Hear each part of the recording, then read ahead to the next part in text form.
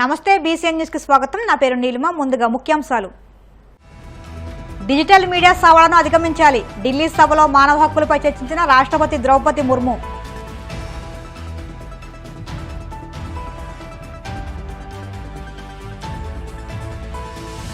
విశాఖ పోర్టును ఆకస్మికంగా తనిఖీ చేసిన మంత్రి నాదెండ్ల మనోహర్। భారీగా రేషన్ బియ్యం గుర్తింపు।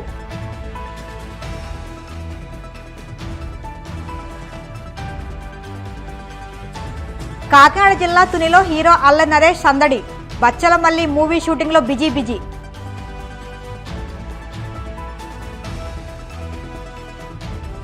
ఆశా వర్కర్లపై జరిగిన దాడిని ఖండించిన బీఆర్ఎస్। బాధితులకు పార్టీ వర్కింగ్ ప్రెసిడెంట్ కేటీఆర్ పరామర్శ। ప్రస్తుత డిజిటల్ యుగంలో సవాళ్లు పొంచి ఉన్నాయని భారత రాష్ట్రపతి ద్రౌపది ముర్ము పేర్కొన్నారు। సామాజిక మాధ్యమాల్లో తప్పుడు సమాచారం విస్తృతంగా వ్యాప్తి చెందుతుందని ఆందోళన వ్యక్తం చేశారు। ఢిల్లీలో ఆమె మాట్లాడుతూ సైబర్ నేరాలు, ప్రజల గోప్యతకు భంగం వంటి విషయాలు మానవులకు కొత్త ముప్పుగా పరిణమిస్తున్నాయని అన్నారు। వీటిని నివారించాలంటే ప్రజల హక్కులను, గౌరవాన్ని కాపాడే డిజిటల్ వాతావరణాన్ని కల్పించడం చాలా ముఖ్యమని మానవ హక్కుల దినోత్సవం సందర్భంగా నిర్వహించిన కార్యక్రమంలో రాష్ట్రపతి పేర్కొన్నారు। భారత్ అభివృద్ధి చెందిన దేశాల సరసన నిలిచేందుకు తీవ్రంగా కృషి చేస్తున్న నేపథ్యంలో సైబర్ నేరాలతో పాటు వాతావరణంలో వచ్చే వివిధ రకాల మార్పులను ఎదుర్కొంటుందని ముర్ము పేర్కొన్నారు। మానవ హక్కులపై అవగాహన పెంచడానికి ప్రభుత్వాలు మరింత బలంగా కార్యాచరణ చేపట్టాలని సూచించారు। I extend my heartfelt appreciation to the fellow citizens who believe in equality, justice, liberty and fraternity is the cornerstone of our democratic ethos. It is a day to remember the institutions that strive to protect and promote the rights of the most vulnerable sections of society. The National Human Rights Commission, the State Human Rights Commissions, various other commissions, the judiciary and other key stakeholders have worked tirelessly to be the voice of the voiceless. I compliment them for their steadfast commitment and untiring work towards ensuring human rights for all. Today, as we reflect on the ideas enshrined in the Universal Declaration of Human Rights adopted on this day in 1948, we reaffirm our collective resolve to contribute to building a world where justice and human dignity are the bedrock of society.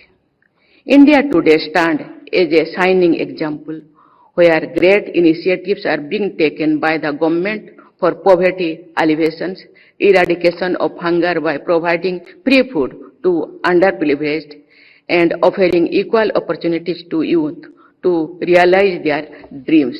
India, with its civilizational heritage spanning over 5,000 years, has long upheld values of empathy, compassion, and the interconnectedness of individuals within a harmonious community. Ladies and gentlemen, as we progress into the future, we are confronted with emerging challenges. Cyber crimes and climate change are new threats to human rights. The digital era, while transformative, has brought with it complex issues such as cyberbullying, deepfake, privacy concerns, and spread of misinformation. These challenges underscore the importance of fostering a safe, secure, and equitable digital environment that protects the rights and dignity of every individual. The Information Technology Act of 2000, the IT Rules 2021, and the Digital Personal Data Protection Act 2023 address the challenges of privacy in the digital age, balancing technological advancement with individual rights. Artificial intelligence has now entered our day-to-day life, solving many problems and creating several new ones too. The human rights discourse so far has been centered on the human agency, that is, the violator is assumed to be a human being who would have a range of human emotions such as compassion and guilt. ప్రజలకు అందాల్సిన ration బియ్యం పక్కదారి పట్టకుండా ఉక్కుపాదం మోపామని రాష్ట్ర ఆహార పౌర సరఫరాల శాఖ మంత్రి నాదెండ్ల మనోహర్ పేర్కొన్నారు। విశాఖ పోర్టును ఆకస్మిక తనిఖీ చేశారు। బియ్యం స్మగ్లింగ్కు గేట్వేగా వైజాగ్ పోర్టు మారిందని వస్తున్న ఆరోపణల నేపథ్యంలో మంత్రి మనోహర్ ఆకస్మిక తనిఖీల్లో అక్రమ రవాణా, పెద్ద ఎత్తున బయటపడింది. కంటైనర్ ఫ్రైట్ స్టేషన్లో ఎగుమతికి సిద్ధంగా ఉన్న 483 మెట్రిక్ టన్నుల రేషన్ బియ్యం ప్రత్యేక బృందాలు సీజ్ చేసినట్లు మంత్రి మీడియాకు తెలిపారు. కాకినాడ పోర్టులో నిఘా పెరగడంతో 2 నెలలుగా విశాఖ పోర్టును ఎంచుకున్నట్టు గుర్తించామని పేర్కొన్నారు. దీనిపై మరింత లోతుగా విచారణ చేపట్టి చర్యలు తీసుకుంటామని పేర్కొన్నారు. కాకినాడ పోర్టులో నిఘా పెంచడంతో విశాఖ పోర్టు నుంచి గత 2 నెలల కాలంలో 70,000 మెట్రిక్ టన్నుల బియ్యం తరలించినట్టు తెలిపారు. ఇటీవల అధికారులతో సమీక్షా సమావేశంలో జాయింట్ కలెక్టర్ను అప్రమత్తం చేశామని, పక్కా సమాచారం ఆధారంగానే తనిఖీలు చేపట్టినట్టు తెలిపారు. కాకినాడ జిల్లా తునిలో హీరో అల్ నరేష్ సందడి చేశారు.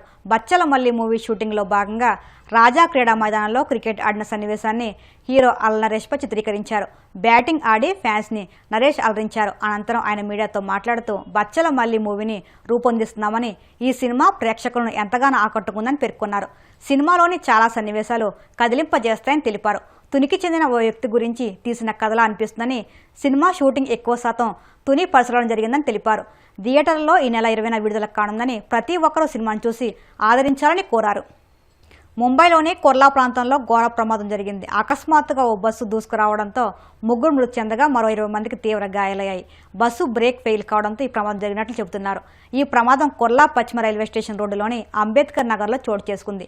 గాయపడిన వారిని సియోన్ కొర్లా బాబా ఆసుపత్రికి తరలించారు. బ్రేక్ ఫెయిల్ కావడం వల్లే ఈ ప్రమాదం జరిగినట్లు భావిస్తున్నారు. Best route number 332 bus Kurla station నుంచి అంధేరికి వెళ్తుండగా బొద్దా కాలనీ సమీపంలోని అంబేద్కర్ నగర్లో ఈ ప్రమాదం చోటు చేసుకుంది.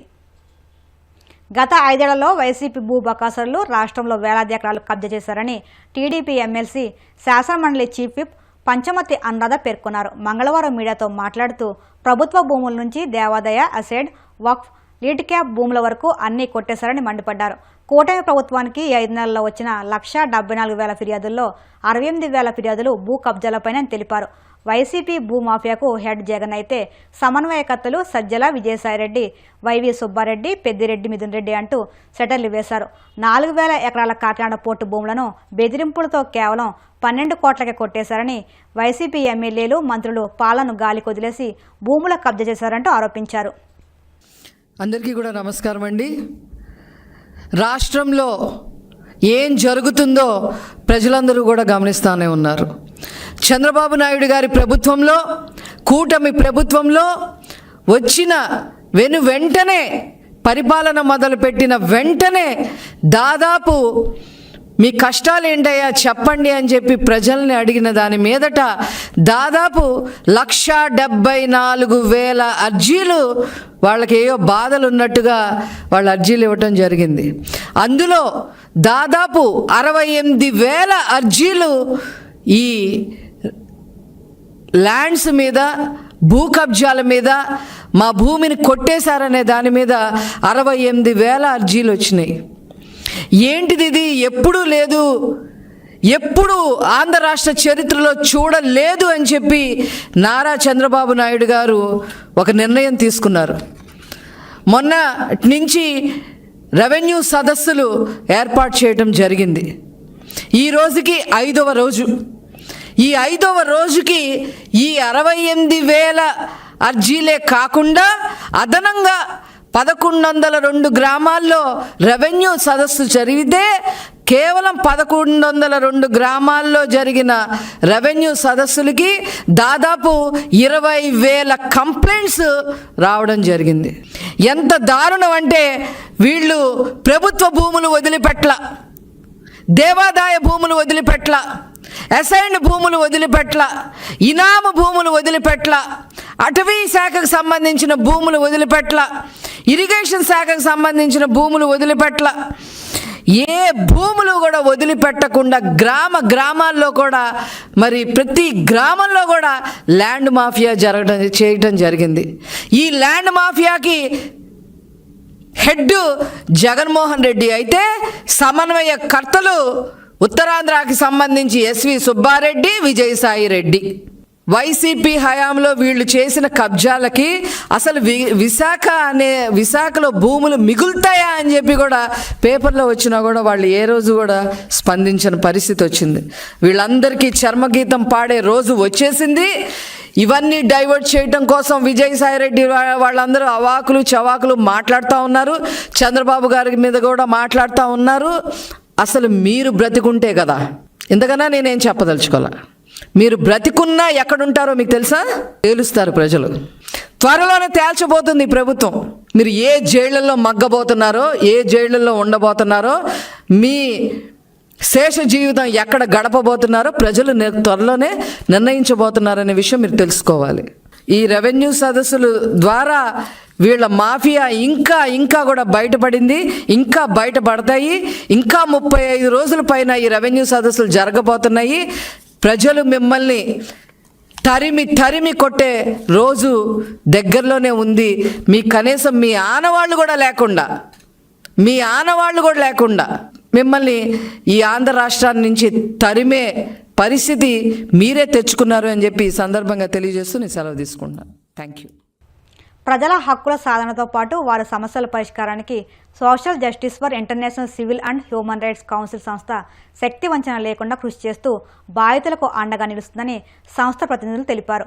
కడపలోని వైఎస్ఆర్ మెమోరియల్ ప్రెస్ క్లబ్లో ఇంటర్నేషనల్ హ్యూమన్ రైట్స్ డే వేడుకలను ఘనంగా నిర్వహించారు. తొలుత సంస్థ ఏపీ స్టేట్ ప్రెసిడెంట్గా షేక్ అలీని నియమించారు. ఈ సందర్భంగా సంఘ నాయకులు మాట్లాడుతూ పేదల హక్కుల సాధనే ధ్యేయంగా social justice for international civil and human rights council సంస్థ ముందుకు సాగుతుందన్నారు. ఇందులో భాగంగా ప్రజలకు ఎలాంటి సమస్యలున్నా వారి హక్కులకు భంగం కలుగుతున్నా సత్వరమే స్పందిస్తున్నట్లు తెలిపారు. ఈ కార్యక్రమంలో సంస్థ కార్యవర్గ సభ్యులు, నగర ప్రముఖులు పాల్గొన్నారు. మానవుల హక్కుల దినోత్సవం సందర్భంగా కడపలోని ప్రెస్ క్లబ్లో జరిగిన మీటింగ్లో షా మొహమ్మద్ సాహబ్ గారు social justice for international civil and human rights council సంస్థ ద్వారా నాకు ఆంధ్రప్రదేశ్ స్టేట్ ప్రెసిడెంట్గా నియమించబడింది.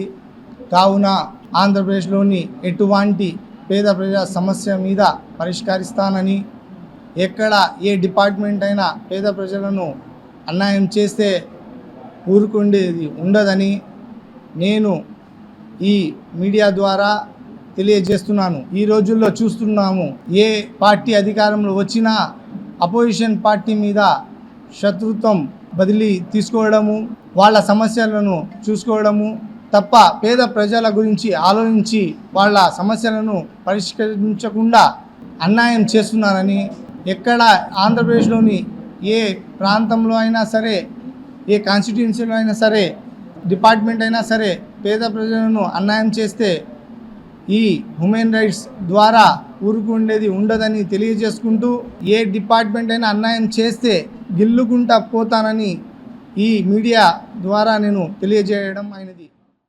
International human rights day 10 December ప్రతి సంవత్సరము మనము వేరే స్టేట్లో 10 డిసెంబర్కి మీటింగ్ పెడతా ఉంటాము. ఇప్పుడు మన Shah social justice for international civil and human rights council Kerala, Tamil Nadu, Karnataka, AP state, Delhi, Telangana state, Maharashtra state, ఈ అన్ని చోట Shah social justice for international civil and human rights council పనిచేస్తూ ఉంది.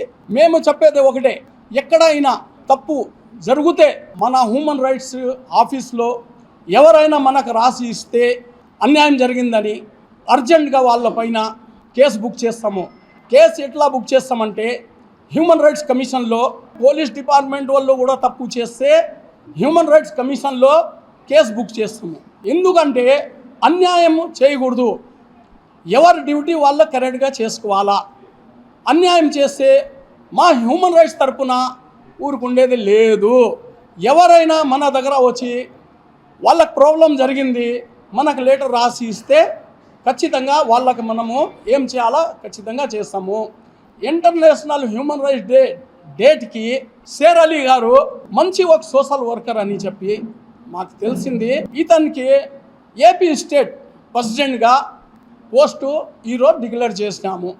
అదే మాట, ఎక్కడైనా అన్యాయం జరిగితే మేము ఊరుకుండేదే కాదు అని మాకు మాట ముందు నుంచి ఇచ్చినారు. కాబట్టి ఇతని టీంకి ఏపీ స్టేట్ అన్ని డిస్టిక్లో ఇతను మాట ఇచ్చినారు, అన్ని డిస్టిక్లో కవర్ చేస్తాను, హ్యూమన్ రైట్స్ ఆఫీస్ పెడతామని చెప్పి షేర్ అలీ గారు మళ్ళా ఒక మీటింగ్ పెడతారు, అన్ని డిస్టిక్ వాళ్ళకి పిలిచి భారీ మీటింగ్ పెట్టాలని చెప్పినారు. ఇప్పుడు కాసేపు ప్రకటనలు.